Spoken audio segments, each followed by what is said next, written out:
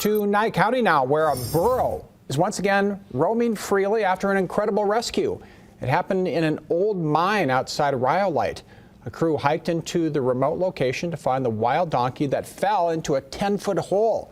It was dehydrated and hungry, and after a few hours, and with the help of a lift from firefighters, the donkey was hoisted out and took off, seemingly unhurt. The hole is now being covered up.